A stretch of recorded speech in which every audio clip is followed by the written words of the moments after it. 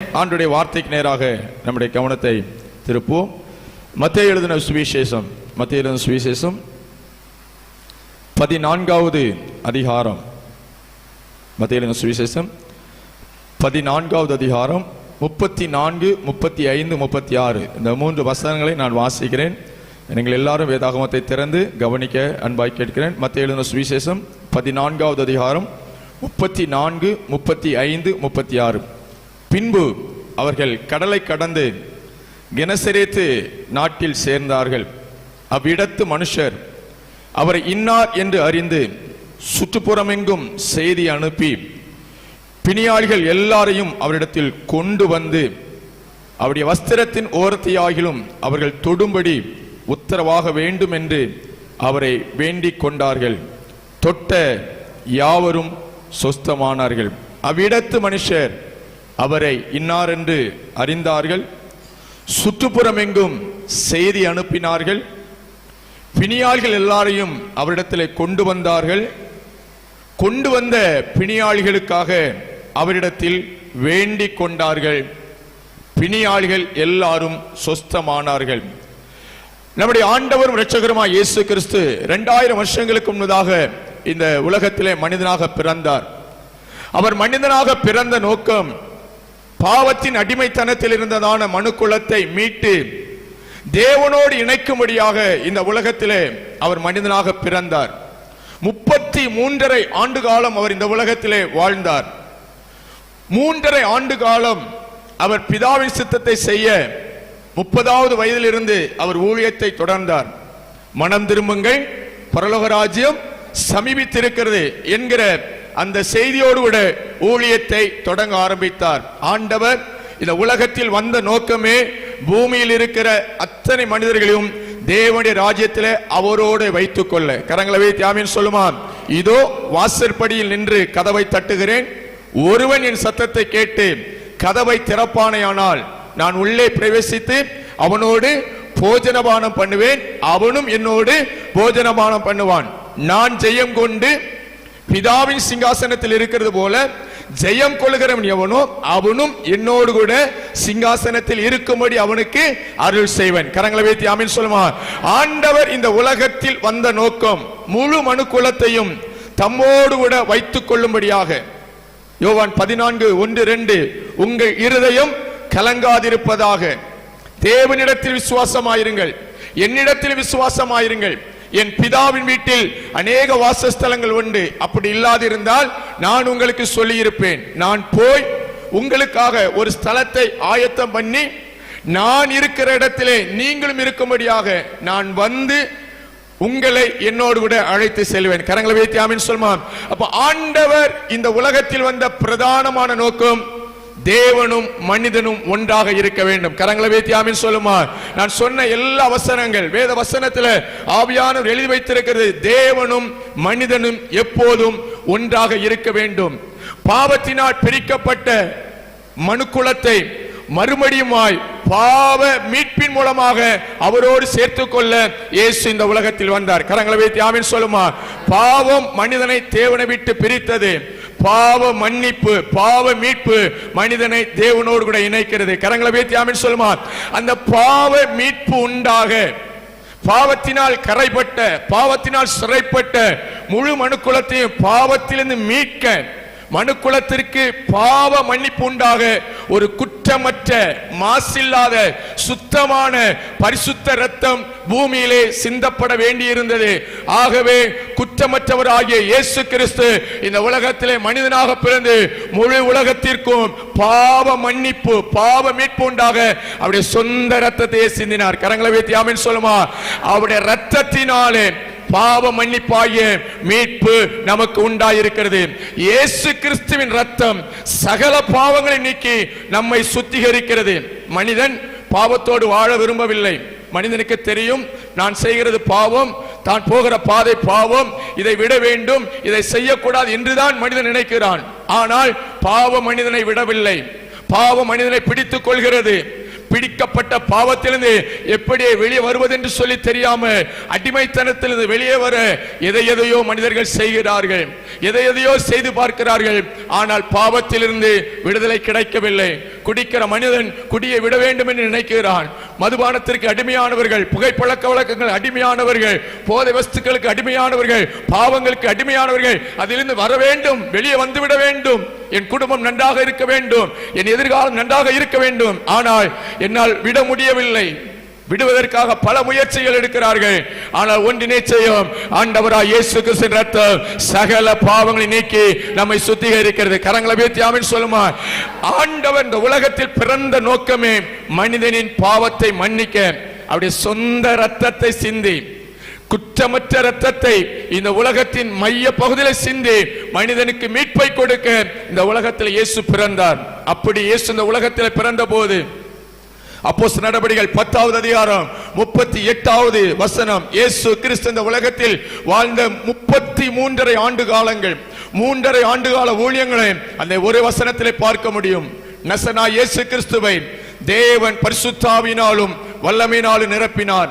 தேவன் அவருடனே கூட இருந்தபடியினால் நன்மை செய்கிறவராகவும் பிசாசின் வல்லமையில் அகப்பட்ட யாவரையும் விடுவிக்கிறவராகவும் சுற்றி திரிந்தார். கரங்களை உயர்த்தி ஆமென் சொல்லுமா. இயேசு இந்த உலகத்தில் வந்தபோது அவர் மேல் வல்லமை இருந்தது, அவருக்குள் பரிசுத்தாவின் வல்லமை இருந்தது, அவருக்குள்ளே சுகமளிக்கிற வல்லமை இருந்தது, அவருக்குள்ளே பாவத்தை மன்னிக்கிற வல்லமை இருந்தது, அவருக்குள்ளே விடுதலையின் வல்லமை இருந்தது. அந்த வல்லமையை வைத்திருந்த ஆண்டவர் சுற்று பட்டணங்கள், கிராமங்கள், நகரங்களிலே சுற்றி திரிந்தார். பிசாசின் வல்லமையில் அகப்பட்ட யாவரையும் விடுவித்தார். கரங்களை வைத்து ஆமென் சொல்லுமா. அப்படி பல ஊர்களுக்கு, பல பட்டணங்களுக்கு, கிராமங்களிலே போன போது அவர் செய்தது தேவராஜ்யத்தை பிரசங்கித்தார். மனம் திரும்புங்கள் என்று சொன்னார். அந்த செய்திக்கு பின்னாலே தன்னை தேடி வந்த, தன்னிடத்தில் வந்ததான வியாதியஸ்தர்களை சுகமாக்கினார். இயேசுவிடத்தில் வந்ததான மரித்தவர்கள் உயிரோடு எழும்பினார்கள். இயேசுவிடத்தில் வந்ததான குருடர்கள் பார்த்தார்கள். இயேசுவிடத்தில் வந்ததான ஊமையர்கள் பேசினார்கள். இயேசுவிடத்தில் வந்ததான முடவர்கள் நடந்தார்கள். இயேசுவிடத்தில் வந்ததான திமிர்வாதக்காரர்கள் எழும்பி நடந்தார்கள். சில ஆண்டோ பல ஆண்டோ படுக்கையில் இருந்தவர்கள், வியாதியில் இருந்தவர்களை ஆண்டவர் சுகப்படுத்தினார். கரங்களை வைத்து ஆமென் சொல்லுமா. ஆண்டவர் பரலோக ராஜ்யத்தை பிரசங்கித்தார். அந்த பரலோக ராஜ்யத்தின் செய்திக்கு பின்னாலே அந்த பரலோக ராஜ்யத்திற்கு ஜனங்களை கொண்டு போக அற்புதங்களினாலும் அடையாளங்களினாலும் ஜனங்களுக்குள்ளே கிரியை செய்தார். அப்படி அவர் பட்டணங்களுக்கு போனார், கிராமங்களுக்கு போனார், மலைகளிலே பிரசங்கித்தார், கடல்களிலே பிரசங்கித்தார். இயேசு பிறந்தது பெத்லகேமிலே, யூதேயாவிலே. அவர் வளர்ந்தது கப்பர்நகூமிலே, கலிலேயாவிலே. அவர் ஊழியம் செய்தது யூதேயா, கலிலேயா, சமாரியா, தெக்கப்போலி நாடுகள் எங்கும் ஆண்டவர் சுற்றி திரிந்தார். கரங்களை வைத்து ஆமென் சொல்லுமா. பிறந்த இடத்திலேயே, எந்த யூதேயா தேசத்தில் பிறந்தாரோ அதே இடத்துல சுற்றி திரிந்த ஆண்டவர் இந்த முழு உலகத்தின் பாவத்திற்காக எருசலேமிலே தன்னுடைய சொந்த ரத்தத்தை சிந்தி முழு உலகத்துக்காக மரித்தார். கரங்களை வைத்து ஆமென் சொல்லுமா. யூதேயா, கலிலேயா, சமாரியாவில் உள்ள அனைத்து பட்டணங்களிலும் நடந்து அவர் ஊழியம் செய்தார். பட்டணங்களை சுற்றி திரிந்தார். அப்படி அவர் போன இடங்களில் எல்லாம் அற்புதங்கள் நடந்தது. அவர் போன இடங்களில் எல்லாம் இயற்கைக்கு அப்பாற்பட்ட சுகம் கிடைத்தது. சில பட்டணங்களிலே இயேசுவை ஏற்றுக்கொண்டார்கள், சில பட்டணங்களிலே இயேசுவுக்கு இடம் கொடுத்தார்கள். சில பட்டணங்களிலே அவர் செய்த அற்புதங்களை பார்த்தவர்கள், அவர் மூலமாய் நடந்த அற்புதங்களை பார்த்தவர்கள் அவரை ஏற்றுக்கொள்ளவில்லை. அப்படி அவரை ஏற்றுக்கொள்ளாத ஒரு பட்டணம் தான் இந்த கெனசரேத்து என்கிறதான ஒரு பட்டணம். அந்த பட்டணத்திலே பிசாசின் பிடியில் அகப்பட்ட வாலிபர்களை அவர் சுகமாக்குகிறார். கல்லறைகளிலும் குகைகளிலும் பிடிபட்டு கிடந்ததான பிசாசு பிடிக்கப்பட்ட மனிதர்களுக்கு சுகம் கொடுத்த போது அந்த ஊரில் உள்ளதான ஜனங்கள் அவரை ஊருக்குள் ஏற்றுக்கொள்ளவில்லை. அவரை ஏற்றுக்கொள்வதற்கு அவர்கள் தயங்கினபடினாலே அவரை அனுப்பிவிட்டார்கள். எங்கள் எல்லைகளுக்குள்ளே வர வேண்டாம் என்று சொல்லி அவரை அனுப்பிவிட்டார்கள். மத்தேயு எழுதின சுவிசேஷம் 8வது அதிகாரம் 28வது வசனத்திலிருந்து நான் சொல்லுகிற இந்த சம்பவம் இருக்கிறது. அவர்கள் அக்கறையிலே கெர்கெசனே நாட்டில் வந்த போது பிசாசு பிடித்திருந்த 2 மனிதர் பிரேத கலையிலிருந்து புறப்பட்டு அவருக்கு எதிராக வந்தார்கள். அவர்கள் மிகவும் கொடியராய் இருந்தபடியால் அந்த வழியில ஒருவரும் நடக்க கூடாது இருந்தது. அவர்களை அவர் நோக்கி, இயேசுவே தேவனுடைய குமாரனே, எங்களுக்கு உமக்கும் என்ன காலம் வருகிறதற்கு முன்னே எங்களை வேதனைப்படுத்தவா வந்தீர் என்று பிசாசுகள் அலறுகின்றன. ஆண்டவர் கொடுத்த ஒரு கட்டளையில அந்த பிசாசுகள் அந்த மனிதர்கள் விட்டு போனது. கரங்களை வைத்து ஆமென் சொல்லுமா. ஆண்டவருடைய வார்த்தைக்கு பிசாசுகள் நடங்கும். கரங்களை தட்டி ஆண்டவர் நாமத்தை மகிமைப்படுத்துமா. ஆண்டவருடைய வார்த்தையில் அற்புதங்கள் நடக்கும். ஆண்டவருடைய வார்த்தையில் பிசாசுகள் அடங்கி போகும். அந்த பிசாசுகள் போன போது அவர்கள் சாதாரணமான மனிதர்களாய், அமைதியான மனிதர்களாய் இருக்கிறார்கள். ஆனால் அந்த பட்டணத்தார் யாவரும் எதிர்கொண்டு வந்து அவரை கண்டு, நீர் எங்கள் எல்லைகளை விட்டு போகும்படி அவரை வேண்டிக் கொண்டார்கள். 8:34 தங்கள் எல்லைகளை விட்டு போகும்படி வேண்டிக் கொண்டார்கள். அற்புதங்களை செய்தார், நன்மை செய்தார். ஆனால் அந்த நன்மையை ஏற்றுக்கொள்வதற்கு அந்த பட்டணத்தாருக்கு மனமில்லை. தங்கள் எல்லைகளை விட்டு போகும்படி வேண்டிக் கொண்டார்கள். அவர் அந்த எல்லைகளை விட்டு போனார். ஆனால் அந்த எல்லையை அவர் மறந்து விடவில்லை. மறுபடியும் அதே பட்டணத்துக்கு வந்தார். அவர் மறுபடியும் கடலை கடந்து கெனசரேத்து நாட்டுக்கு வந்தார். கரங்களை வீத்தி ஆமென் சொல்மா. அப்படி அவர் வந்தபோது நடந்த காரியம்தான் நான் வாசித்த மத்தேயு 14:34, 35, 36.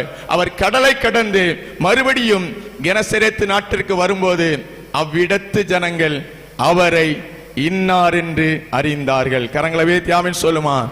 முதல் முறை வந்தபோது அவரை அறியாமல், அவர் யார் என்று தெரியாமல், அவருடைய வல்லமையை புரிந்து கொள்ளாமல் அந்த பட்டணத்தார் தங்கள் எல்லைகளை விட்டு போகும்படி, தங்கள் எல்லைகளுக்குள்ளே வராதபடிக்கு அவரை அனுப்பிவிட்டார்கள். ஆனால் இப்பொழுது அதே பட்டணத்தில் உள்ள ஜனங்களை குறித்து தான் வேதம் சொல்கிறது. அவ்விடத்து மனுஷர் இயேசுவை இன்னார் என்று அறிந்தார்கள்.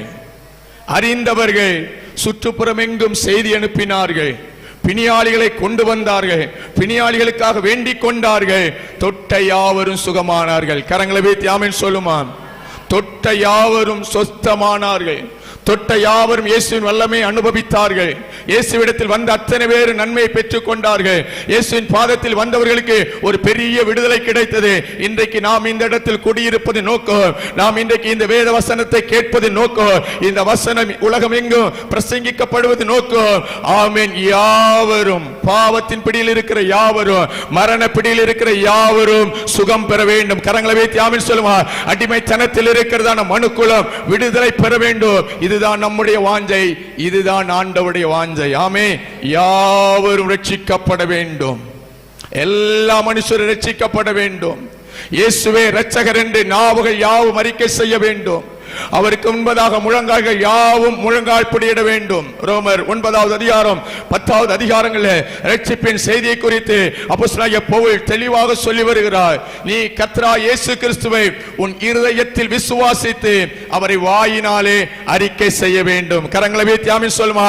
இயேசுவை உள்ளத்தில் விசுவாசித்து வாயினாலே அறிக்கை செய்வதுதான் ரட்சிப்பு.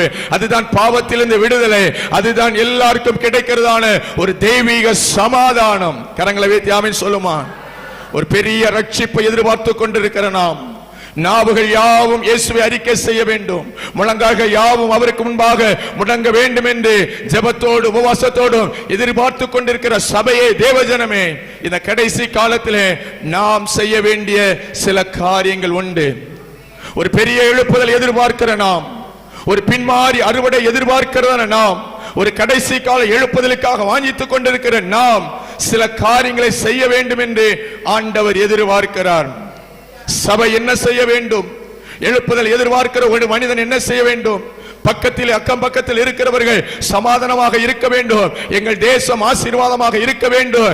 இந்தியா என் தாய் நாடு, இந்தியர் யாவரும் என் உடன் பிறந்த சகோதரன் என்று உறுதிமொழி எடுத்ததான ஒவ்வொரு தேவனுடைய பிள்ளைகளும் தேசத்திற்காக, உடன் பிறந்த சகோதரர்களுக்காக நாம் செய்ய வேண்டிய சில காரியங்கள் உண்டு. நாம் ஜெபிக்கிற, வாஞ்சிக்கிற ஒரு மகா பெரிய ரட்சிப்பு நம்முடைய தேசத்தில் கண்டிப்பாக வரும். கரங்களை வைத்து ஆமென் சொல்லுமா. என்ன செய்ய வேண்டும்? இந்த வாசித்த வசனங்களிலிருந்து ஒவ்வொரு காரியத்தையாக நான் சொல்ல ஆசைப்படுகிறேன். அவ்விடத்து மனுஷர் அவரை இன்னார் என்று அறிந்து கொண்டார்கள். அநேகருடைய விடுதலை எதிர்பார்த்து கொண்டிருக்கிற சபை, அநேகருடைய விடுதலைக்காக ஜெபிக்கிற தேவஜனம் செய்ய வேண்டிய முதல் காரியம் இயேசுவை யார் என்று அறிந்து கொள்ள வேண்டும். கரங்களை வேத்தி ஆமென் சொல்லுவான். இந்த இடத்தில் இருக்கிற நாம் எல்லாரும் இயேசுவை குறித்த அறிவிலே வளர்ந்திருக்க வேண்டும். நாம் ஆராதிக்கிற இயேசு யார் என்று சொல்லி கேட்டால் அவர் யார் என்று நமக்கு சொல்ல தெரிய வேண்டும். இயேசு 12 சீஷர்கள் அழைக்கிறார். 12 பேரும் தம்மோடு கூட இருக்கும்படியாய் தெரிந்தெடுக்கிறார். அவர் போகிற இடங்களில் எல்லாம் அவர்களை அழைத்துக் கொண்டு போகிறார். இயேசு கிறிஸ்துவின் பிரயாணங்களிலே அதிகமாக கடலிலே அவர் பிரயாணம் செய்தார், படகளை பிரயாணம் செய்தார். ஒரு முறை சீஷர்களும் அவருமாக பிரயாணத்திலே போகிறார்கள். திடீரென்று கடல் கொந்தளிக்கிறது, திடீரென்று கடலிலே அலை எழும்புகிறது. இயேசு தூங்கிக் கொண்டிருக்கிறார். சீஷர்கள் எல்லாம் பயப்படுகிறார்கள், அங்குமிங்குமாக அலைகிறார்கள். அவரை எழுப்புகிறார்கள். எழும்பின உடனே ஆண்டவர் காற்றையும் கடலையும் அதட்டினார்.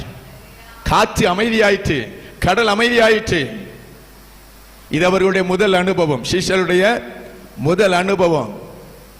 காற்றும் கடலும் அமைதியான உடனே சீஷர்கள் சொல்றாங்க, இவர் எப்படிப்பட்டவரோ, இவர் எப்படிப்பட்டவரோ.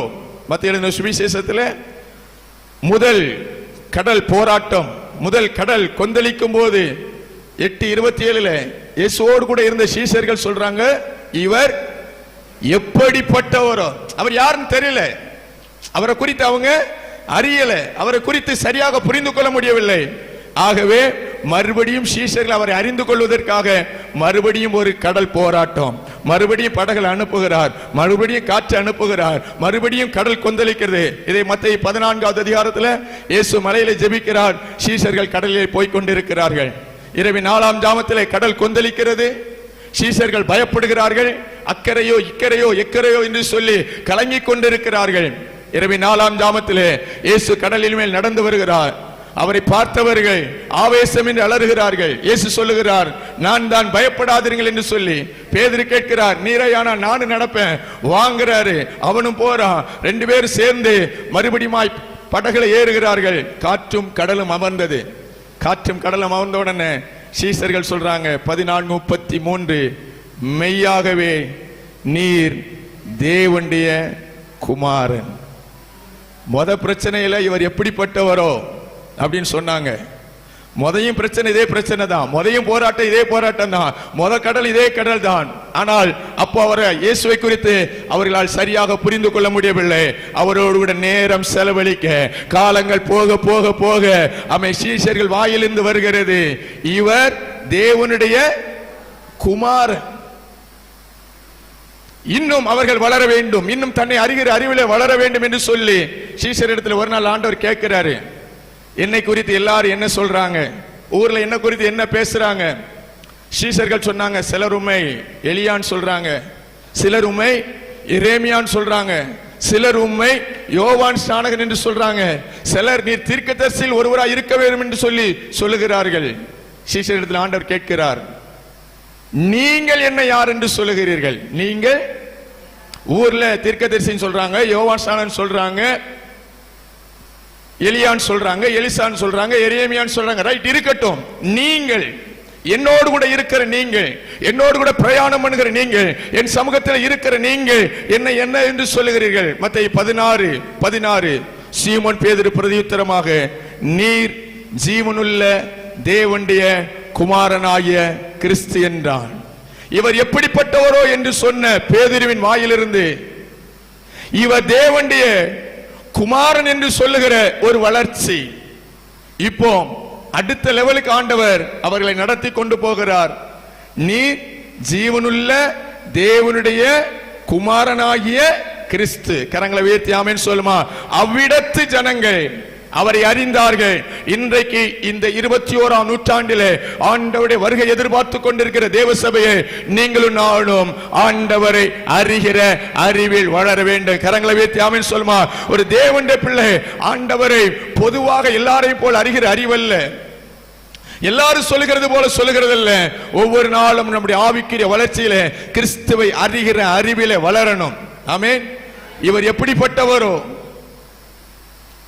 இவர் தேவனுடைய குமாரன், இவர் தேவனுடைய குமாரனாகிய கிறிஸ்து என்று சொன்னவன். ஒரு முறை ஆண்டவருடைய உபதேசத்தை கேட்டு எல்லாருமே போயிட்டாங்க. இயேசு 12 பேரையும் பார்த்து கேட்கிறார், நீங்களும் போய்விட மனதா இருக்கிறீர்களோ? நீங்களும் போனா போகலாம். பேதுரு சொல்லுகிறார், யாரிடத்தில் போவோம்? நித்திய ஜீவ வசனங்கள் உம்மிடத்தில் உண்டு. கரங்களை வீத்தி ஆமென் சொல்லுமா. யோவான் 6வது அதிகாரம். நாங்கள் யாரிடத்தில் போவோம்? நித்திய ஜீவ வசனங்கள் உண்டு. ஆண்டவரை அறிகிற அறிவிலே சீஷர்களை ஆண்டவர் உருவாக்கி கொண்டே வருகிறார். அதே பேதுரு இயேசுவை பிடிக்கிறாங்க, இயேசுவை சிலுவையில் அடிக்க போறாங்க, அரண்மனையில கொண்டு போய் விசாரித்து கொண்டிருக்கிறாங்க. கூட்டத்தில் ஒரு வேலைக்காரி சொல்கிறாள், நீயும் அவரோடு கூட. பேதுரு என்ன சொல்றாரு? அவரை சபிக்கவும் சத்தியம் பண்ணவும் தொடங்கினான். இயேசு திரும்பி பார்த்தார்.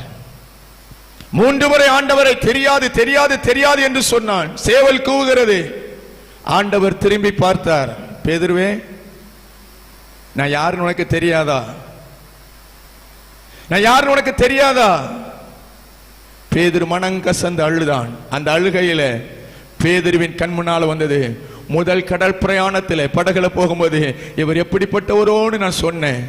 2வது முறை இவர் தேவனுடைய குமாரன் என்று சொன்னேன். 3வது முறை நீர் ஜீவனுள்ள தேவனுடைய குமாரனாய கிறிஸ்து என்று சொன்னேனே. இன்னொரு முறை யாரிடத்தில் போவோம்? நித்திய ஜீவ வசனங்கள் உம்மிடத்தில் உண்டே என்று சொன்னேனே என்று அந்த கண்ணீரிலே தன்னை ஒப்பு கொடுக்கிறான். அந்த ஒப்பு கொடுத்தலுக்கு அடையாளமாகத்தான் 2 பேதுரு நிருபம் முழுவதுமாக நீங்கள் வீடுகளில் வாசிக்க வேண்டும், கண்டிப்பாக வாசிக்க வேண்டும். அந்த 2 பேதுரு நிருபத்தை சபைக்கு பேதுரு எழும்போது 1வது அதிகாரம் 2வது வசனத்தில் இப்படியாக பேதுரு சபையை வாழ்த்துகிறார். தேவனையும் நம்முடைய கர்த்தராகிய இயேசுவையும் அறிகிற அறிவினால் உங்களுக்கு கிருபையும் சமாதானமும் பெருக கடவுது. கரங்களை வைத்து ஆமென் சொல்லுமா. அந்த நிருபத்தை முடிக்கும் போது இப்படியாக முடிக்கிறார். 2 பேதுரு 3:18 நம்முடைய கர்த்தரும் இரட்சகருமாகிய இயேசு கிறிஸ்துவின் கிருபையிலும் அவரை அறிகிற அறிவிலும் வளருங்கள், அவருக்கு இப்பொழுது என்னென்றைக்கும் மகிமை உண்டாவதாக. கரங்களை வைத்து ஆமென் சொல்லுமா. ஆரம்பத்தில் நன்றாய் அறிந்து அவன் யாரும் சொல்றதுக்கு முன்னால சொல்லிடுவான், நீ ஜீவனுள்ள தேவனுடைய குமாரனாய் கிறிஸ்து, யாரிடத்தில் போவோம்? நித்திய ஜீவ வசனங்கள் உம்மிடத்தில் உண்டு என்று நன்றாய் அறிந்தவன் ஒரு பேக் ஸ்லைடிங் வந்தபோது, அவனுடைய உயிருக்கு ஒரு ஆபத்து வந்தபோது இயேசுவை அறியேன் அறியேன் என்று மறுதலித்தான். ஆனால் அவனுக்கு ஒரு வாய்ப்பை கர்த்தர் கொடுத்தார். பேதுருவே, நீ என்னை அறிந்ததை உலகம் அறிய வேண்டும், நீ என்னை அறிகிற அறிவில் வளர்ந்ததை சபை அறிய வேண்டும், பிற்கால சந்ததிக்கு நீ சாட்சியாக அறிவிக்க வேண்டும் என்று சொல்லி அவனுக்கு ஒரு வாய்ப்பை கொடுத்த போது கர்த்தரை அறிகிற அறிவை குறித்து மிக மிக மிக தெளிவாக பேதுரு நிருபங்கள் எழுதுகிறார். கரங்களை வைத்து ஆமென் சொல்லுமா. 1 பேதுரு 1வது அதிகாரம் 2வது வசனத்திலிருந்து 10வது வசனம் வரைக்கும் அந்த தேவனை அறிகிற அறிவில் எப்படி வளர வேண்டும், தேவனை அறிகிற அறிவில் வளர்ந்தால் என்ன நன்மை கிடைக்கும் என்பதை ரொம்ப தெளிவா சொல்கிறார். ஒரு சபை, ஒரு தேவனுடைய பிள்ளை இந்த இடத்துல வார்த்தை கேட்க நம்ம எல்லாரும் ஒரு எழுப்புதல் எதிர்பார்த்து கொண்டிருக்கிறோம். எழுப்புதல் வரணும்னா இந்த இடத்துல இருக்கிற எல்லாரும் நாம் கர்த்தரை அறிய வேண்டிய பிரகாரமாக அறிய வேண்டும். கரங்களை தட்டி ஆண்டவரை மகிமைப்படுத்துமா. அவரை அறிகிற அறிவிலே வளரணும். எப்படி வளரணுமா? 2 பேதுரு 1வது அதிகாரம் 5வது வசனத்திலிருந்து கவனிங்க.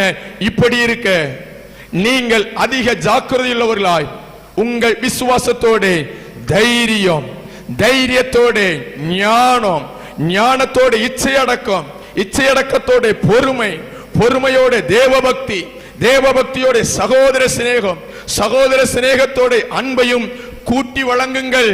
இவைகள் உங்களுக்கு உண்டாயிருந்து பெருகினால் உங்களை நம்முடைய கர்த்தராகிய இயேசு கிறிஸ்துவை அறிகிற அறிவிலே வீணரும் கனியற்றவர்களுமாய் இருக்க ஒட்டாது. கரங்களை வைத்து ஆமென் சொல்லுமா.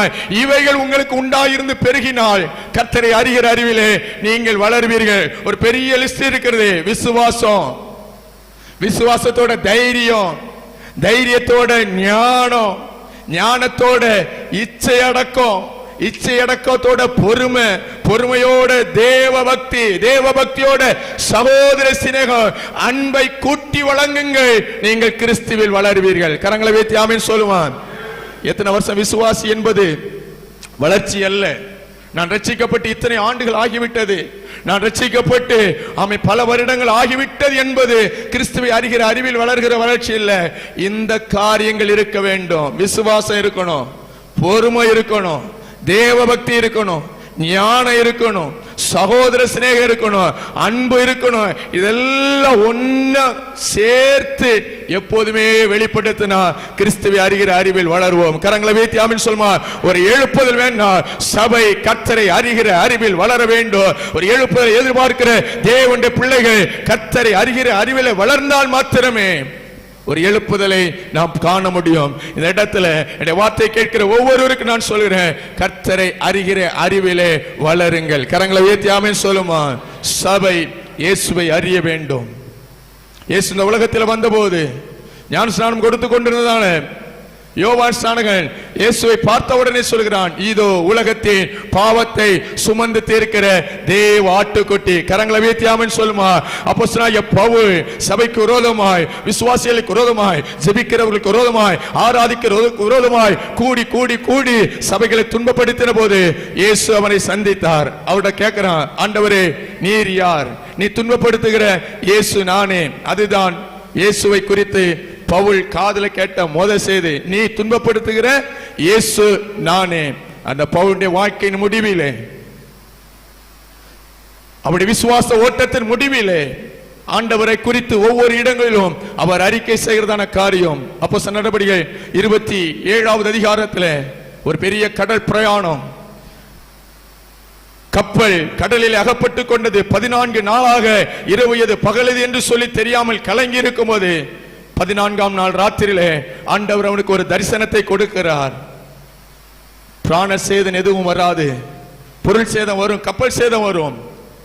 அந்த சொப்பனத்தை தன்னோடு கூட இருந்த 275 பேருக்கும் பவுல் சொல்லும் போது அப்போஸ்தலர் நடபடிகள் 27-23 என்னை ஆட்கொண்டவரும் நான் சேவிக்கிறவருமான தேவனுடைய தூதனானவன் இந்த ராத்திரியில் என்னிடத்தில் வந்து நின்றான். கரங்களை உயர்த்தி ஆமென் சொல்லுமா. ஆண்டவரே நீர் யார் என்று கேட்டதான அப்போஸ்தலனாகிய பவுலுடைய விசுவாச ஓட்டத்திலே இயேசுவை குறித்து அவன் அறிந்த அறிவிலே வளர்ந்திருக்கிறான். நான் சேவிக்கிறவர் என்னை ஆட்கொண்டவர். கரங்களை உயர்த்தி ஆமென் சொல்லுமா. எனக்கும் அவருக்குள்ள தொடர்பு என்ன? அவர் தான் என்ன கண்ட்ரோல் பண்ணுவார், நான் அவரை தான் ஆராதிப்பேன். அவர் தான் என்ன நடத்துவார், அவர் என்ன சொல்றார் அதைத்தான் நான் செய்வேன். என்னை ஆட்கொண்டவரோ நான் சேவிக்கிறவருமாய கர்த்தர். கரங்களை உயர்த்தி ஆமென் சொல்லுமா. தீமோத்தேயுவுக்கு நிருபத்தை எழுதுகிறார். 2வது நிருபம் தான் பவுலுடைய கடைசி நிருபம். அந்த கடைசி காலகட்டத்தில் தீமோத்தேயுவுக்கு எழுதும்போது சொல்லுகிறார், நான் விசுவாசித்திருக்கிறவர் இன்னார் என்று அறிந்திருக்கிறேன். கரங்களை வைத்து ஆமென் சொல்லுமா. இந்த அறிவு இந்த இடத்தில் இருக்கிற ஒவ்வொருவருக்கு வேண்டும். இந்த ஆண்டவரை குறித்த அறிவிலே அவன் சத்தத்தை கேட்கிற ஒவ்வொருவரும் வளர வேண்டும். சபை ஆண்டவரை அறிகிற அறிவில் வளர்ந்தால் ஒரு பெரிய எழுப்புதலை பார்க்க முடியும். கரங்களை வைத்து ஆமென் சொல்லுமா. 2வது அவரை அறிந்தவர்கள் செய்ய வேண்டிய காரியம். மத்தேயு 14வது அதிகாரம். அவ்விடத்து மனுஷர் அவரை இன்னார் என்று அறிந்து சுற்றுப்புறமெங்கும் தாங்கள் அறிந்த இயேசுவை குறித்த செய்தியை, தங்களிடத்தில் வந்த இயேசுவை குறித்த தகவலை சுற்றுப்புறம் எங்கும் சொல்லி அனுப்பினார்கள். கரங்களை வைத்து ஆமென் சொல்லுமா. அவரை அறிந்தவர்கள், அவரை இன்னார் என்று அறிந்தவர்கள், இவர் அற்புதம் செய்கிறவர், இவர் வல்லமை உள்ளவர், இவருடைய வார்த்தையில சமாதானம் உண்டு, இவரை நம்பினால் வாழ்க்கை உண்டு. இயேசுவை நம்பி வந்தவர்கள் ஒரு நாளும் கெட்டு போனதில்லை. இயேசுவை நம்பி வந்தவர்களுக்கு ஒரு தெய்வீக சமாதானம் உண்டு. இயேசுவை நம்புகிறவருடைய வாழ்க்கையில ஒரு தெய்வீக ஆறுதல் உண்டு. இயேசுவை நம்புகிறவருடைய வாழ்க்கையில ஒரு தெய்வீக சமாதானமும் பாதுகாவலும் சுகமும் உண்டு என்று அறிந்தவர்கள் சுற்றுப்புறம் எங்கும் செய்தி அனுப்பினார்கள். கரங்களை வைத்து ஆமென் சொல்லுமா. தாங்கள் அறிந்த இயேசுவை, தாங்கள் அறிந்து கொண்ட இயேசுவை குறித்த செய்தியை அறியாத ஜனங்களுக்கு சொல்லி அனுப்பினார்கள். அந்த ஊருக்குள் ஆண்டவர் வந்து நிற்கிறார். ஒரு 10 பேர் அவரை கண்டுபிடிச்சிட்டாங்க. இயேசு வந்திருக்கிறார், அற்புதங்களை செய்தவர் வந்திருக்கிறார், பிசாசுகளை துரத்தினவர் வந்திருக்கிறார் என்று அந்த ஊர்ல உள்ள ஒரு சின்ன கூட்டம் கண்டுபிடிச்சிட்டாங்க. இவர் இயேசு, இவர் சுகம் தருவார், இவர் சமாதானம் தருவார், இவரிடத்தில் போனால் ரட்சிப்பு கிடைக்கும் என்று கண்டுபிடித்தது கொஞ்ச கூட்டம், சின்ன கூட்டம், எண்ணிக்கை உள்ளவர்கள். ஆனா வெளியே அவரை தெரியாம தேவையோடு ஒரு பெரும் கூட்டம் இருக்கிறது. கரங்களை வைத்து ஆமென் சொல்லுமா. ஆகவே இயேசுவை அறிந்ததான அந்த சின்ன கூட்டம் பல இடங்களிலும் போய், பல கிராமங்களில் நாடுகளிலும் போய் சுற்றுப்புறமெங்கும் போய் இயேசு வந்திருக்கிறார், சுகம் தருகிறவர் வந்திருக்கிறார், சமாதானம் தருகிறவர் வந்திருக்கிறார் என்கிற செய்தியை சுற்றுப்புறமெங்கும் சொன்னார்கள். கரங்களை வைத்து ஆமென் சொல்லுமா. இயேசுவை அறிந்த சபை, இயேசுவை ஆராதிக்கிற சபை, இயேசுவை அறிகிற அறிவில் வளர்ந்த ஒவ்வொரு தேவனுடைய பிள்ளையும் செய்ய வேண்டிய அடுத்த காரியம், நாம் அறிந்த இயேசுவை மற்றவர்களுக்கு அறிவிக்க வேண்டும். கரங்களை வைத்து ஆமென் சொல்லுமா. நமக்கு தெரிந்த செய்தியை, இயேசுவை குறித்து நாம் வளர்ந்த வளர்ச்சியை, இயேசுவை குறித்து நமக்கு தெரிந்த செய்திகளை தெரியாத ஜனங்களுக்கு சொல்ல வேண்டும். ஆமா, இங்கே இருக்கிற கூட்டம் சின்னது, அறிந்தவர்கள் குறைவாக இருக்கிறோம். இயேசு யார், இயேசு எப்படிப்பட்டவர், இயேசு எதற்காக இந்த உலகத்திற்கு வந்தார், உலகத்தின் பாவத்தை சுமந்து இருக்கிற தேவாட்டுக்குட்டியாக வந்தார், அவர் என் பாவத்தை மன்னித்தார், என் வியாதியை சுகமாக்கினார், என் குடும்பத்துக்கு சமாதானம் தந்தார் என்று சொல்லுகிற கூட்டம் கொஞ்சம். ஆனா வெளியே ஒரு பெருங்கூட்டம், என் குடும்பத்துக்கு சமாதானம் கிடைக்காதா, என் பிள்ளைக்கு ஒரு வாழ்க்கை கிடைக்காதா, என் கணவன் மனம் திரும்பிட மாட்டானா, என் குடும்ப சாபத்திலிருந்து வெளியே வந்துடாதா, ஐயோ பிள்ளைகளை பலி கொடுத்தவர்கள், ஆடு மாடுகளை பலி கொடுத்தவர்கள், ஏதோ ஒன்றை செய்து நிம்மதியாக வாழ வேண்டும் என்பதற்காக தங்களுடையதை இழந்து இருக்கிற எத்தனையோ ஜனங்கள் வெளியே இருக்கிறார்களே. அறிந்த தேவ ஜனமே, நாம் அறிந்த இயேசுவை வெளியே சொல்ல வேண்டும். அறியாத ஜனங்களுக்கு செய்தி அனுப்ப வேண்டும். கரங்களை வைத்து ஆமென் சொல்லுமா. நாம் அறிவிக்காவிட்டால், தெரிந்தவர்கள் சொல்லாவிட்டால் வேற யாரும் சொல்ல முடியாது. அவர்கள் இயேசுவை இன்னார் என்று அறிந்தார்கள், அறிந்த இயேசுவை அறிவித்தார்கள். அப்போஸ்தலனாகிய பவுல் ரோமருக்கு சொல்லும் போது, ரோமர் 10வது அதிகாரம் 13வது வசனம், ஆதலால் கர்த்தருடைய நாமத்தை தொழுது கொள்ளுகிறவன் எவனும் ரட்சிக்கப்படுவான். அவரை விசுவாசியாதவன் அவரை எப்படி தொழுது கொள்ளுவான்? அவரை குறித்து கேள்விப்படாதவன் எப்படி அவரை விசுவாசிப்பான்? பிரசங்கிக்கிறவன் இல்லாவிட்டால் எப்படி கேள்விப்படுவார்கள்? அனுப்பப்படாவிட்டால் எப்படி? இது ஒரு ஃபார்முலா, இது ஒரு ஃபார்முலா. அனுப்பப்பட வேண்டும் அல்லது புறப்பட்டு போக வேண்டும். புறப்பட்டு போகிறவர்கள் இயேசுவை அறிவிக்க வேண்டும். இயேசுவை அறிவிக்கும் போது அவர்கள் கேள்விப்படுவார்கள். அவர்கள் கேள்விப்படும் போது அவர்களுக்குள்ளே விசுவாசம் வரும். அவர்களுக்குள்ளே விசுவாசம் வரும்போது அவர்கள் ஆண்டவரை தொழுது கொள்ள ஆரம்பிப்பார்கள். அவர்கள் அவரை தொழுது கொள்ள ஆரம்பிக்கும் போது இயேசுவை ஆமென் சொந்த இரட்சகராக ஏற்றுக்கொண்டு நித்தியத்திலே சேர்வார்கள். கரங்களை வைத்து ஆமென் சொல்லுமா. ஆதி சபை இதை தான் செய்தது. நீங்கள் புறப்பட்டு போய் சகல ஜாதிகளுக்கும் சுவிசேஷத்தை பிரசங்கிங்கள் என்று சொன்ன போது போன இடங்களில் எல்லாம் சுவிசேஷத்தை தான் பிரசங்கித்தார்கள். எந்த இடத்திலும் அற்புதங்களை அப்போஸ்தலர்கள் முன்வைக்கவில்லை. அப்போஸ்தலர் நடபடிகள் 28 அதிகாரத்தில் நாம் தேடி தேடி வாசித்தாலும் எந்த இடத்திலும் அப்போஸ்தலர்கள் வாருங்கள் இயேசு சுகம் தருவார் என்று எந்த இடத்திலும் அறைகூறிடவில்லை. அவர்கள் ஜெபிக்கும்படியாய் போனார்கள். பிறவி சப்பானி எழும்பி நடக்கிறான். ஊரே கூடி வேடிக்கை பார்க்கிறது. எப்படி நடந்தது சொல்லுகிறார்கள். நீங்கள் மரத்திலே தூக்கி அடித்த இயேசுவை உயிரோடு எழுப்பினார். அந்த உயிர் தெழுந்த வல்லமை இவனை நடக்க பண்ணி இருக்கிறது. கரங்களை தட்டி ஆண்டவர் மைப்படுத்துவார். அவர்கள் சுவிசேஷத்தை பிரசங்கித்தார்கள். அற்புதம் நடந்தது. ஜனங்கள் வந்தார்கள். கரங்களை வைத்து ஆமென் சொல்லுமா. அப்போஸ்தலர் நடபடிகள் 8வது அதிகாரம். ஆமென். சிதறி போனவர்கள் எங்கும் திரிந்து சுவிசேஷத்தை பிரசங்கித்தார்கள். பிலிப்பு என்பவன் சமாரியாவில் உள்ள ஒரு பட்டணத்தில் போய் இயேசுவை குறித்து பிரசங்கித்தான். அங்குள்ள அநேக திமிர்வாதக்காரர்கள் சுகமானார்கள். அநேகருக்குள்ள பிசாசுகள் வெளியே புறப்பட்டு போனது. அந்த பட்டணத்தில் மிகுந்த சமாதானம் உண்டாயிற்று. மந்திரவாதி விசுவாசித்தான், மாயவித்தைக்காரன் விசுவாசித்தான், மந்திரியும் விசுவாசித்தான். கரங்களை வைத்து ஆமென் சொல்லுமா. முதலில் இயேசுவை அறிவியுங்கள், சமாதானத்தை அறிவியுங்கள், நற்செய்தி அறிவியுங்கள், இயேசு இரட்சகர் என்று அறிவியுங்கள். இயேசு யார்? இந்த உலகத்திற்காக, முழு உலகத்தின் பாவத்திற்காக மனிதனாக இந்த உலகத்தில் பிறந்தவர். இயேசு யார்? முழு உலகத்தின் பாவத்திற்காக சிலுவையிலே மரித்தவர். இயேசு யார்? மரித்து 3ஆம் நாளில் உயிரோடு எழும்பின தெய்வம். இயேசு யார்? அவர் உயிர் தெரிந்து பரலோகம் போயிருக்கிறார். மறுபடியும் வருவேன் என்று சொல்லியிருக்கிறார். நிச்சயமாகவே இயேசு வருவார். கரங்களை வைத்து ஆமென் சொல்லுமா. ஏன் வருகிறார்? அவருடையவர்களை அவரோடு சேர்த்துக் கொள்ளுவார்.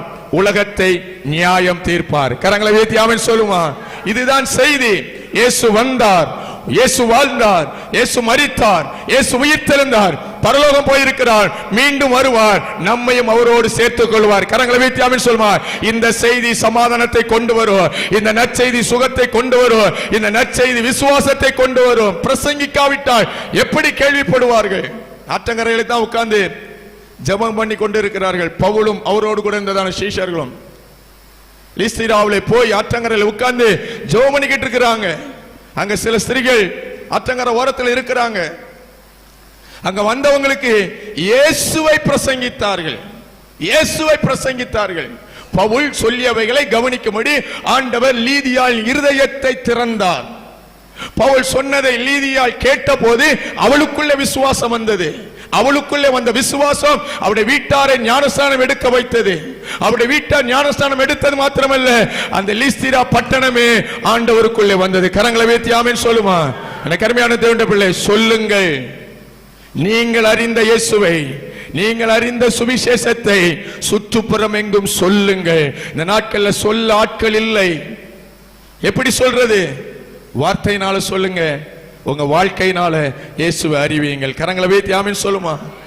நம்முடைய வாய் இயேசுவை சொல்ல வேண்டும். அதை காட்டிலும் நம்முடைய வாழ்க்கை இயேசு யார் என்பதை நம்மை சுற்றி இருக்கிற இடங்களில் உள்ள ஜனங்களுக்கு அறிவிக்க வேண்டும். நம்ம வாழ்க்கை, நமக்குள்ள இருக்கிற அன்பு, நமக்குள்ள இருக்கிற பொறுமை, நமக்குள்ள இருக்கிற தாழ்மை, அவன் நம்மை கிறிஸ்தவன் என்று காண்பிக்கிறதல்ல, நமக்குள்ளே கிறிஸ்து இருக்கிறார் என்று காண்பிக்க வேண்டும். கரங்களை வைத்து ஆமென் சொல்லுமா? நம்முடைய வீட்டிற்குள் இருக்கிற அமைதி, நம்முடைய வீட்டிற்குள்ள இருக்கிற சமாதானம், நம்முடைய நடவடிக்கைகள், நம்முடைய பேச்சு, நம்முடைய கண்ணியமான நடவடிக்கை, நம்முடைய கண்ணியமான பார்வை நம்மை சுற்றி இருக்கிற ஜனங்கள் கண்டுபிடிக்க வேண்டும். இவர்கள் ஆராதிக்கிற தெய்வம் மெய்யான தெய்வம். கரங்களை வைத்து ஆமென் சொல்லுமா? வார்த்தையினாலே இயேசுவை அறிவியுங்கள், வாழ்க்கையினாலே இயேசுவை அறிவியுங்கள். அவ்விடத்து ஜனங்கள் இயேசுவை இன்னார் என்று அறிந்தார்கள். சபை இயேசுவை அறிகிற அறிவில் வளர வேண்டும். அறிந்த இயேசுவை மற்றவர்களுக்கு அறிவிக்க வேண்டும். சுற்றுப்புறம் எங்கும் அறிவிக்க வேண்டும். உங்க சொந்த பந்தங்களுக்கு அறிவிக்க வேண்டும். உங்கள் அண்டை அயலாகத்தாருக்கு அறிவிக்க வேண்டும். படிக்கிற இடத்துல, வேலை பார்க்கிற இடத்துல வாழ்க்கையை கிறிஸ்துவுக்கு சாட்சியாக மாற்றுங்கள். கரங்களை வைத்து ஆமென் சொல்லுமா?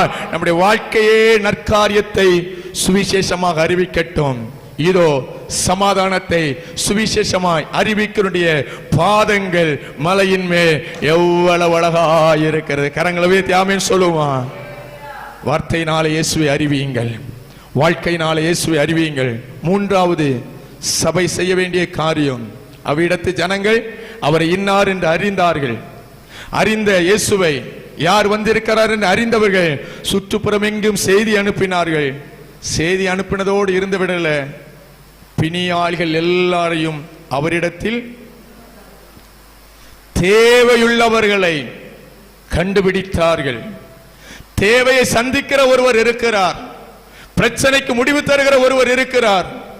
நீங்கள் பிரச்சனையோடு கூட இருக்கிறீர்கள், நீங்கள் சமாதானம் இல்லாமல் இருக்கிறீர்கள், சமாதானம் தருகிற ஒருவர் இருக்கிறார் என்று எல்லாருக்கும் சொன்னது மாத்திரமல்ல, தேவையுள்ள ஜனங்களை கண்டுபிடித்து சுற்றுப்புறம் எங்கும் செய்தி அனுப்பி எங்கெல்லாம் போனாங்களோ அங்கெல்லாம் இருந்த பிணியாளிகளை, தேவையுள்ளவர்களை, பாதிக்கப்பட்டவர்களை, கட்டப்பட்டவர்களை, அடைக்கப்பட்டவர்களை, அடிமைத்தனத்தில் இருந்த எல்லாரையும் அவரிடத்தில் கொண்டு வந்தார்கள். கரங்களை வைத்து ஆமென் சொல்லுமா?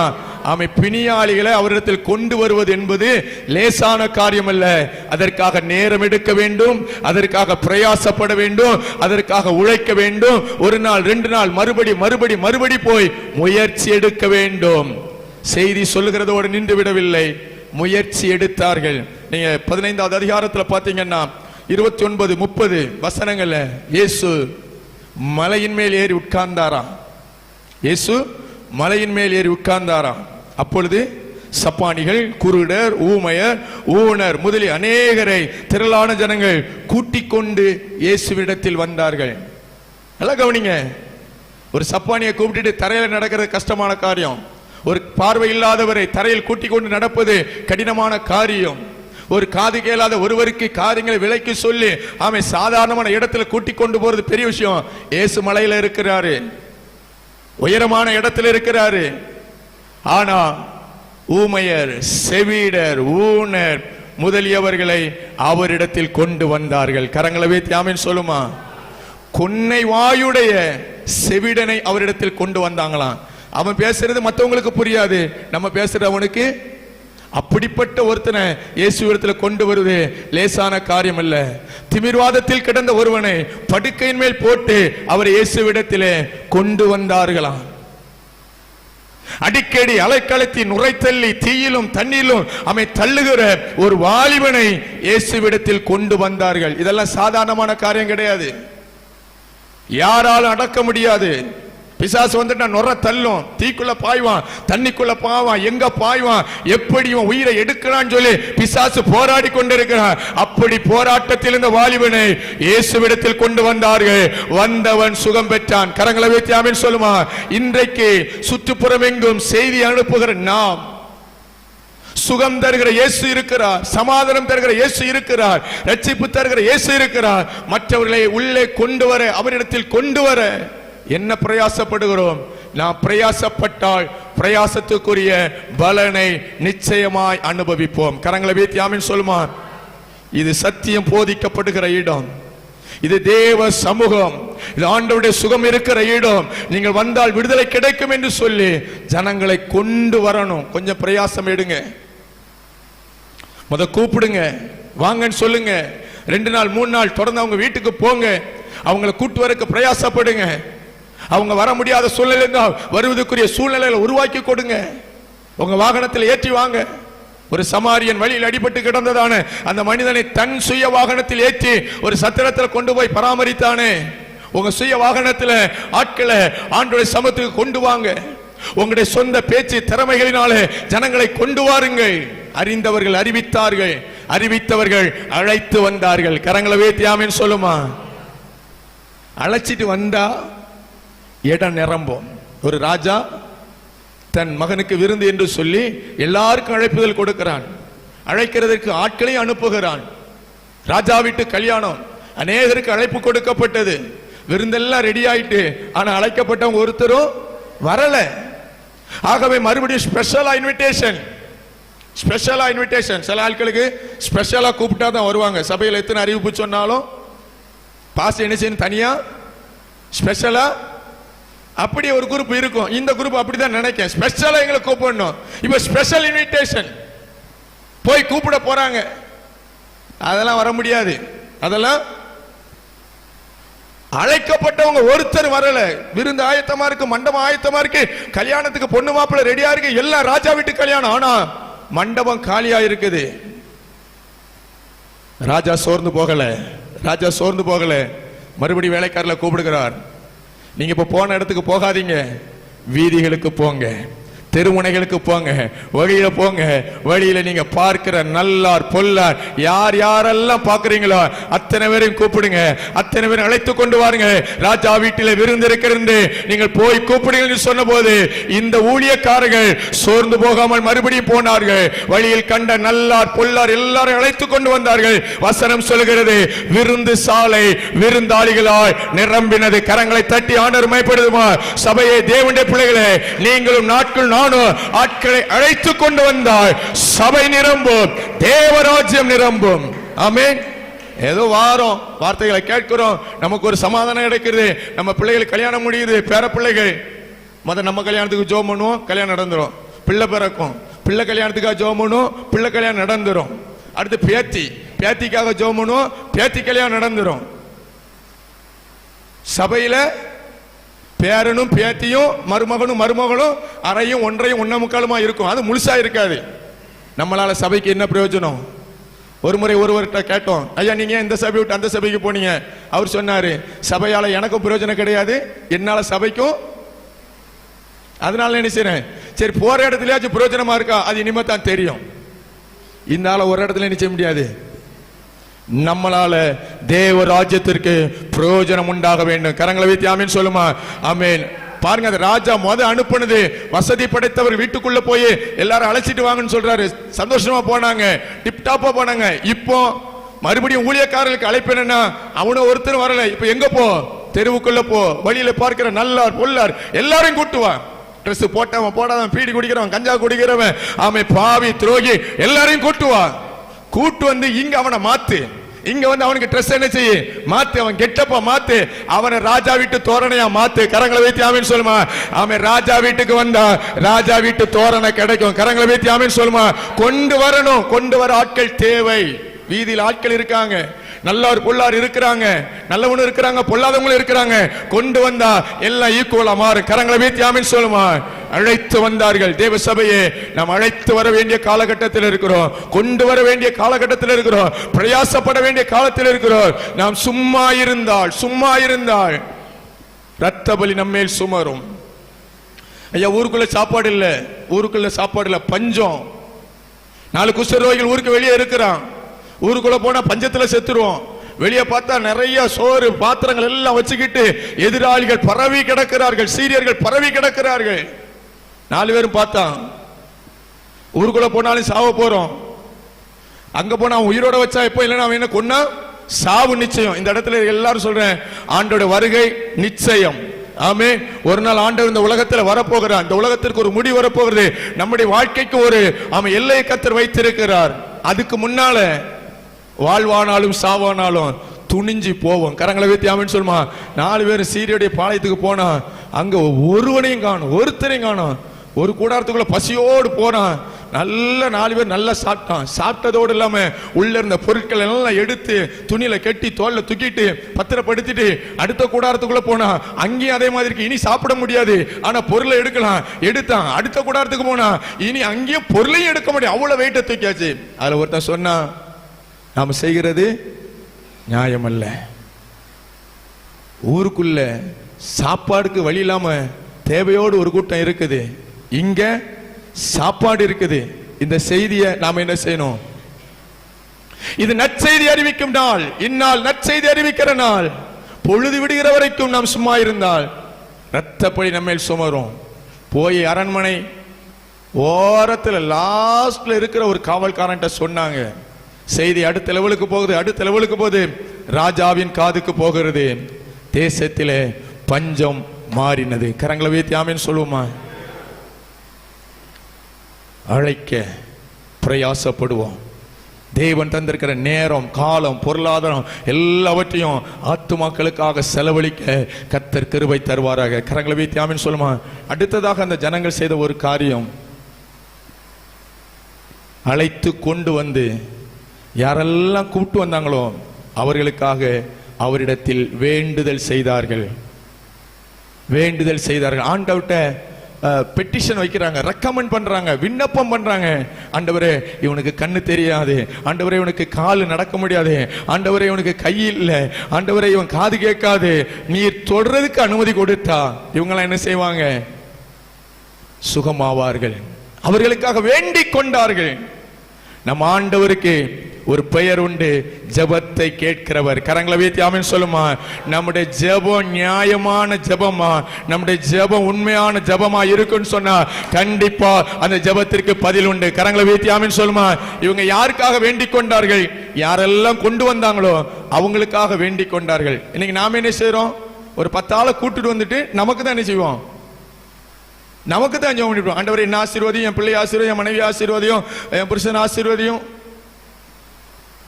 ஒரு 4 பேரை கூட்டு வந்திருப்போம், அவங்களுக்காக ஆண்டவரிடத்துல விண்ணப்பம் பண்ணுவோம். கரங்களை வைத்து ஆமென் சொல்லுமா. நமக்காக ஜெபிக்கிற ஜெபங்கள், நமக்காக பண்ணுகிற வேண்டுதல் எல்லாம் ஒதுக்கி வச்சுட்டு பொது நலத்தோடு ஜெபிக்க கர்த்தர் கிருபை தருவாராக. கரங்களை வைத்து ஆமென் சொல்லுமா. ஆமை தொட்ட யாவரும் சுகமானார்கள். அன்றைக்கு இயேசு நன்மை செய்கிறவராய் சுற்றி திரிந்தார். தேவையுள்ளவர்களை ஜனங்கள் கொண்டு வந்தார்கள், சுகம் பெற்றார்கள். இப்பொழுது இயேசு தம்முடைய நேரம் வந்தபோது சிலுவையில் அடிக்கப்பட்டார், கல்லறையில் அடக்கம் பண்ணப்பட்டார், 3ஆம் நாளில் உயிரோடு எழும்பினார். 40 நாட்கள் உயிரோடு இருக்கிறவராக தம்முடைய சீஷர்களுக்கு தன்னை காட்சி அளித்தார். இப்பொழுது ஒலிவு மலையிலே 500க்கு அதிகமான ஜனக்கூட்டத்திற்கு முன்பதாக இயேசு ஒலிவு மலையில் நின்று ஜனங்களுக்கும் சீஷர்களுக்கும் போதிக்கிறார். பரிசுத்த ஆவியிடத்தில் வரும் நீங்கள் காத்திருந்து பரிசுத்த ஆவியை பெற்றுக் கொள்ளுங்கள். புறப்பட்டு போய் சகல ஜாதிகளையும் சீஷராக்குங்கள். வியாதியஸ்தர்கள் மேல் கைகளை வையுங்கள். பிசாசு பிடித்தவர்கள் விடுதலையாக்குங்கள். இதோ உலகத்தின் முடிவு பரியந்தம் சகல நாட்களிலும் நான் உங்களுடனே கூட இருக்கிறேன் என்று சொல்லி அவர் பேசிக் கொண்டிருக்கும் போது வானத்திலிருந்து மேகம் திரளாய் வருகிறது. மேகத்தின் நடுவிலே தூதர்கள் வருகிறார்கள். அப்படியே ஆண்டவர் மேகத்தின் வழியாக எடுத்துக் கொள்ளப்பட்டார். அத்தனை பேர் வானத்தை அண்ணாந்து பார்த்து கொண்டிருக்கிறார்கள். இயேசு எடுத்துக்கொள்ளப்பட்ட போது 2 தூதர்கள் இறங்கி வருகிறார்கள். கலிலேயராய மனுஷரே, நீங்கள் ஏன் வானத்தை அண்ணாந்து பார்த்து கொண்டிருக்கிறீர்கள்? உங்களிடத்திலிருந்து எடுத்துக்கொள்ளப்பட்ட இந்த இயேசுவானவர் எப்படி உங்கள் கண்களுக்கு முன்பாக எழுந்தருளி போனாரோ அப்படியே மறுபடியும் வருவார். அவர் வருகிற வரை அவர் சொன்னதை செய்யுங்கள். கரங்களை தட்டி ஆண்டவர் மகிமைப்படுத்துமார். நீங்கள் புறப்பட்டு போய் எருசலேமில் காத்திருங்கள். பிதாவின் வாக்குத்தத்தம் நிறைவேறுவரை காத்திருங்கள். சுவிசேஷத்தை பிரசங்கியுங்கள். ஒருவேளை ஜனங்கள், நன்மை பெற்ற ஜனங்கள்லாம் நினைச்சிருப்பாங்க, இயேசு மரித்து விட்டாரே, அவர் பரலோகத்திற்கு போய்விட்டாரே, இனி நம்முடைய தேவைக்கு நாம் யாரை நாடி போவோம், எங்கே போய் சுகம் கிடைக்கும், எப்படி நமக்கு விடுதலை கிடைக்கும் என்று சொல்லி அந்த ஒருவேளை அந்த ஜனங்கள் கலங்கி இருக்கலாம். அப்போஸ்தலர் நடபடிகள் 5வது அதிகாரம் 16வது வசனம். அப்போஸ்தலர் நடபடிகள் 5வது அதிகாரம் 16வது வசனம். நீங்க உங்க பைபிள்ல மத்தேயு 14வது அதிகாரம் அந்த கடைசி வசனத்தையும் அப்போஸ்தலர் நடபடிகள் 5:16 இந்த 2 வசனத்தை பக்கத்தில் எழுதி வச்சுக் கொள்ளுங்க. திரளான புருஷர்களும் 5:14 திரளான புருஷர்களும் ஸ்திரீகளும் விசுவாசம் உள்ளவர்களாகி கர்த்தரிடமாக அதிகமாய் சேர்க்கப்பட்டார்கள். பிணியாளிகளை படுக்கைகளின் மேலும் கட்டில்களின் மேலும் கிடத்தி பேதுரு நடந்து போகையில் அப்படி நிழலாகிலும் அவர்களை சிலர் மேல் படும்படிக்கு அவர்களை வெளியே வீதிகளில் கொண்டு வந்து வைத்தார்கள். 16வது சொன்னோம். சுற்று பட்டணங்களிலிருந்து திரளான ஜனங்கள் பிணியாளிகளையும் அசுத்தாவிகளால் வாதிக்கப்பட்டவர்களையும் எருசலேமுக்கு கொண்டு வந்தார்கள். அவர்கள் எல்லாரும் குணமாக்கப்பட்டார்கள். கரங்களை வைத்து ஆமென் சொல்லுமா. இயேசு கிறிஸ்து இந்த உலகத்திலே நன்மை செய்கிறவராய் சுற்றி திரிந்த போது அவரை அறிந்தவர்கள் செய்தியை அறிவித்தார்கள். அறிவித்தவர்கள் பிணியாளிகளை கொண்டு வந்தார்கள். கொண்டு வந்தவர்களுக்காக வேண்டினார்கள். இயேசுடைய வல்லமையினாலே சுகம் கிடைத்தது. இப்பொழுது உயிர்த்தெழுந்த இயேசு பரத்திற்கு போய்விட்டார். ஆனாலும் ஜனங்களுக்குள்ள தேவை. பிணியாளிகள் இருக்கிறார்கள், வியாதி உள்ளவர்கள் இருக்கிறார்கள், அசுத்தாவி பிடித்தவர்கள் இருக்கிறார்கள். இயேசு பரலோகத்திற்கு போனார். இயேசுடைய உயிர்த்தெழுந்த வல்லமையை சபைக்கு தந்துவிட்டு போயிருக்கிறார். கரங்களை வைத்து ஆமென் சொல்லுமா. அவரை பின்பற்றினவர்களுக்கு அதே வல்லமையை கொடுத்து விட்டு போயிருக்கிறார். எப்படி இயேசு இந்த உலகத்தில் வாழ்ந்த போது பிணியாளிகளை கொண்டு வந்து வேண்டிக் கொண்டு சுகம் பெற்றார்களோ அதே போல சீஷர்கள் அப்போஸ்தலர்கள் ஊழியத்தை தொடர்ந்த போது பிணியாளிகள் எல்லாரையும் எருசலேமுக்கு கொண்டு வந்தார்கள். ஐயா, இயேசுவின் அற்புதம் அன்றோடு முடிந்து விடவில்லை. இயேசுவின் அற்புதம் இயேசுவின் நாட்டோடு முடிந்து விடவில்லை. இயேசுவின் உயிர்த்தெழுந்த வல்லமை இன்றைக்கு இந்த நிமிடம் வரைக்கும் முழு உலகத்திலும் வியாதிகளை சுகமாக்கி கொண்டிருக்கிறது. கரங்களை தட்டி ஆண்டவர் மயப்படுத்துமா. ஆமென். பிசாசின் பிடியில் இருக்கிற ஜனங்களை விடுவித்துக் கொண்டிருக்கிறது. பாவத்திலிருந்து ஜனங்கள் விடுவிக்கப்படுகிறார்கள். கரங்களை வைத்து ஆமென் சொல்லுமா. இயேசுவின் உயிர்த்தெழுந்த வல்லமை பூட்டி அறைக்குள்ளும் கடந்து சொல்லும்.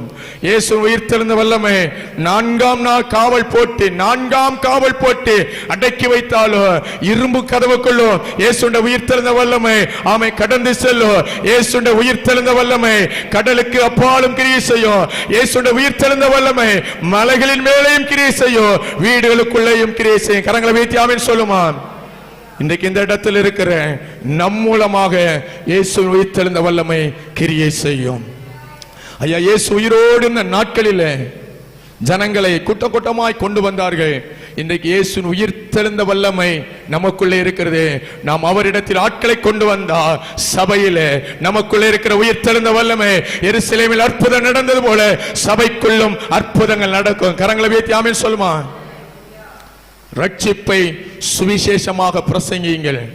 நாம் இருக்கிற காலம் நவநாகரிக காலம். மாய்மாலமான தோற்றங்களை கண்டு கூட்டமாய் சபை என்கிற பெயரில் ஜனங்கள் ஓடிக்கொண்டிருக்கிறார்கள். ரட்சிப்பில்ல, பாவ மன்னிப்பில்ல, மனம் திரும்புதல் இல்ல. நல்ல செய்தி இருக்கிறது. இயேசு சமாதானம் தருவார், இயேசு சுகம் தருவார், இயேசு உன்னை வாழ வைப்பார், உனக்கு வீடு தருவார், கார் தருவார், எல்லாம் தருவார். அதுக்கு முன்னால ரட்சிப்பை தருவார். இதை சொல்லுகிற சபைகள் இன்றைக்கு குறைவு. இன்னது தேவை என்று ஆண்டவர் அறிந்திருக்கிறார். நமக்கு இந்த உலகத்தில் இன்னது தேவை என்பதை கர்த்தர் அறிந்திருக்கிறார். நாம் அறிய வேண்டியது, நான் ஆராதிக்கிற இயேசு யார். ஐயா, இந்த உலகத்தில் அவர் நம்ம வாழ வச்சாலும் பட்டினி போட்டாலும் இந்த ஆத்துமாவை பரலோகத்துக்கு கொண்டு போய் சேர்த்தன. கரங்களை வீழ்த்தி ஆமென் சொல்லுமா. அவர் இருக்கிற இடத்துல நாம் போய் சேர்ந்து விட வேண்டும். ஜெயம் கொள்ளுகிறவன் எவனோ அவன் என்னோடு கூட சிங்காசனத்தில் உட்கார்வார். நம்முடைய நோக்கம் எல்லாம் பரலோகம், பரலோகம், பரலோகம். இம்மைக்காக மாத்திரம் நாம் கிறிஸ்துவை பின்பற்றுகிறவர்களாய் இருந்தால் எல்லாரை பார்க்கலாம் பரிதபிக்கப்படத்தக்கவர்களாய் இருப்போம். நம்முடைய குடியிருப்போ பரலோகத்தில் இருக்கிறது. இங்க நித்தியம் அல்ல, இங்க நிரந்தரம் அல்ல. அங்கே இருந்து கர்த்தராகிய கிறிஸ்து இரட்சகர் வர எதிர்பார்த்து கொண்டிருக்கிறோம். வர எதிர்பார்த்து கொண்டிருக்கிற நாம் ஜனங்களை கொண்டு வர வேண்டும். நாம கொண்டு வந்தா என்ன நடக்கும் தெரியுமா? ஒரே ஒரு வசனம், மார்க் எழுதின சுவிசேஷம் 16வது அதிகாரம் கடைசி வசனம். இதெல்லாம் ஆண்டவர் பரமேறுவதற்கு முன்னதாக சபைக்கு கொடுத்ததான ஆணித்தரமான கட்டளைகள், அவர் செய்கிறதான கிரியைகள். 16:20 அவர்கள் புறப்பட்டு போய் எங்கும் பிரசங்கம் பண்ணினார்கள். ஆண்டவர் சொன்னார், நீங்கள் புறப்பட்டு போய் சுவிசேஷத்தை அறிவியுங்கள் என்று சொல்லி அவர்கள் புறப்பட்டு போய் எங்கும் பிரசங்கம் பண்ணினார்கள். கர்த்தர் அவர்களுடனே கூட கிரியை நடப்பித்து, உயிர்த்தெழுந்த ஆண்டவர் அவர்களுடனே கூட கிரியை நடப்பித்து அவர்களால் நடந்த அடையாளங்களினாலே வசனத்தை உறுதிப்படுத்தினார். கரங்களை வைத்து ஆமென் சொல்லுமா. நாம வசனத்தை சொன்னா அற்புதத்தினாலும் அடையாளத்தினாலும் அந்த வசனம் உறுதிப்படும். கரங்களை வைத்து ஆமென் சொல்லுமா. இயேசு இரட்சகர், இயேசு பாவங்களை மன்னிக்கிறவர், இயேசு சமாதானம் தருகிறவர். இயேசுவிடத்தில் வந்தால் மட்டும்தான் பரலோகம். இந்த வசனத்தை சொன்னா கண்ணு தெரியாதவன் கண்ணு தெரியும், நடக்காதவன் எளிமை நடப்பான், மரித்தவன் உயிரோடு எழுமா. இது சத்தியம். இயேசுவின் உயிர்த்தெழுந்த வல்லமை மரித்தோர உயிரெழும்ப செய்யும். இயேசுவின் உயிர்த்தெழுந்த வல்லமை ஆமை பார்வையற்றவருடைய பார்வை திரும்ப கொண்டு வரும். இயேசுவின் உயிர்த்தெழுந்த வல்லமை இல்லாத அவயவங்களை உருவாக்க வல்லமை உள்ளது. அதற்கு முன்னாலே சபையை நீங்களும் நானும் சொல்ல வேண்டியது, இயேசுவே இரட்சகர், இயேசுவை ஆண்டவர், அவராலே அன்றி வேறொருவராலும் பரலோகத்திற்கு போக முடியாது. அவராலே அன்றி வேறொருவரால் ரட்சிப்பு இல்லை. கரங்களை வைத்து ஆமென் சொல்லுமா. வானத்தின் கீழே பூமிக்கு மேலே நாம் ரட்சிக்கப்படுவதற்கு அவருடைய நாமமே அல்லாமல் வேறொரு நாமம் கட்டளையிடப்படவில்லை. இயேசு கிறிஸ்து என்கிற நாமத்தினாலே வானோர் பூதலத்தோர் பூமியின் கீழானோர் எல்லாருடைய முழங்கால்களும் முடங்கும். கரங்களை வைத்து ஆமென் சொல்லுமா. நாம் சும்மா இருந்தால், இந்த காலத்திலே நாம் அமைதியாக இருந்தால் ரட்சிப்பு வேறொரு வழியாய் வந்துவிடும். ஆனால் இந்த இடத்தில் இருக்கிற நம்மை ஆண்டவர் எதிர்பார்த்திருக்கிறார்.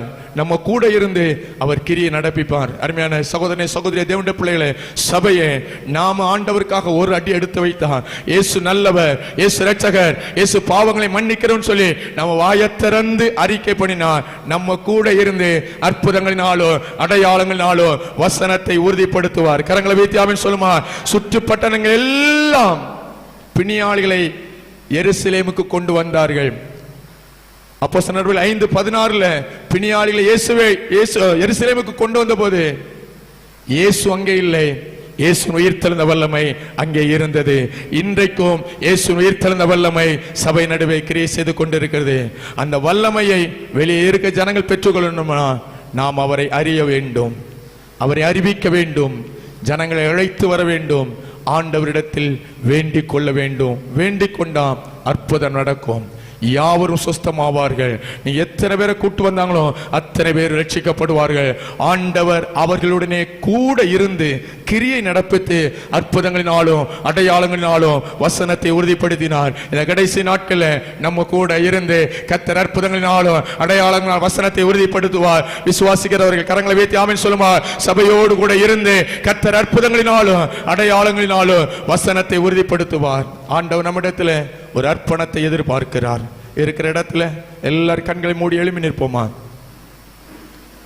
இருக்கிற இடத்துல நம்மைத்தான் கர்த்தர் எதிர்பார்க்கிறார்.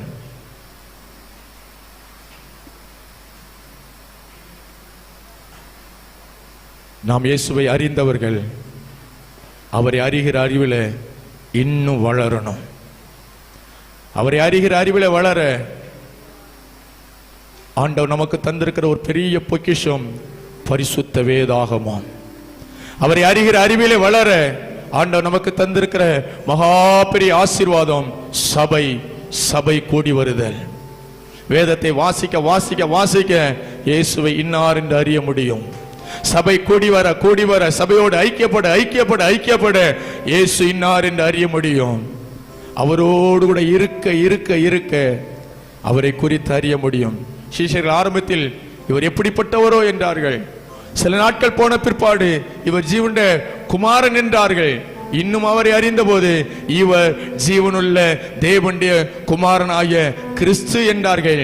இன்னும் காலம் போக போக இன்னும் அவரோடு பழக யாரிடத்தில் போவோம்? நித்திய ஜீவ வசனங்கள் உம்மிடத்தில் உண்டே என்றார்கள். யோவான் 4வது அதிகாரத்தில் ஒரு சமாரியா ஸ்திரீ இயேசுவை பார்க்கிறாள், யூதனாக பார்க்கிறாள்.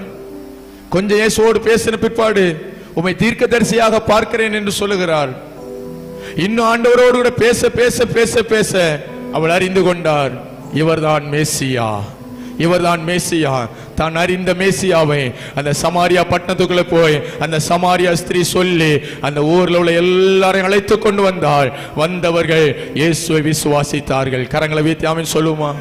எல்லாரும் கண்களை மூடி, ஆண்டவரே உம்மை அறிகிற அறிவிலே நான் வளருவேன் அப்பா, உம்மை அறிகிற அறிவிலே வளருவேன். இங்க இருக்கிற சின்ன பிள்ளைங்க, வாலிபர்கள், பெரியவங்க எல்லாருக்கும் சொல்றேன், வேதத்தை அதிகமாக வாசித்து தியானம் பண்ணுங்க. சபை கூடி வருதலை விட்டு விடாதிருங்கள். இயேசுவை அறிவதற்கு சபை கூடி வருதலை கர்த்தர் தந்திருக்கிறார். அவரை அறிகிற அறிவிலே வளருங்கள். அறிந்த நீங்கள் இயேசுவை அறிவிக்க வேண்டும். சுற்றுப்புறம் எங்கு சொல்லணும், உங்களுக்கு தெரிந்த விதத்தில் சொல்லுங்க. வலது கரத்தை உயர்த்தி சொல்லுங்க, ஆண்டவரே எனக்கு தெரிந்த விதத்தில் உம்மை குறித்து சொல்லுவேனப்பா, சொல்லுவேன் ஆண்டவரே. சொல்றதோடு நின்றக்கூடாது, அவங்களை இயேசுவின் சமூகத்துக்கு கொண்டு வர, சபைக்குள்ள கொண்டு வர பிரயாசப்படுவேன் சொல்லுங்க. பிரயாசப்படுவேன். அவர்களுக்காக வேண்டிக் கொள்ளுவேன் சொல்லுங்க. அவர்களுக்காக வேண்டிக் கொள்ளுவேன். யாருக்கு சொன்னமோ, யாரை அழைத்து கொண்டு வந்தோமோ, யாருக்காக பிரயாசப்பட்டோமோ அவங்களுக்காக எல்லாம் நாம் ஜெபிக்க வேண்டும். இந்த காரியத்தை நாம் உண்மை உத்தமா செய்தா ஒரு பெரிய நிறைவை நாம் பார்க்க முடியும். சபைகளில் ஒரு பெரிய பெருக்கத்தை பார்க்க முடியும். தேசத்தில் ஒரு அசைவை பார்க்க முடியும். இந்த இடத்திற்கு நம்மை தான் கர்த்தர் நம்பி இருக்கிறார்.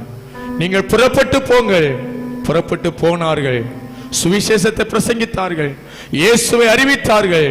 இயேசு அவர்களுடனே கூட இருந்து அற்புதங்களினாலும் அடையாளங்களினாலும் வசனத்தை உறுதிப்படுத்தினார். இந்த கடைசி நாட்கள்ல அற்புதங்களினாலும் அடையாளங்களினாலும் வசனம் உறுதிப்படும். கரங்களை தட்டி ஆண்டவர் மையப்படுத்துமா, நம் மூலமாய் உங்க மூலமாய் அற்புதம் நடக்கும்.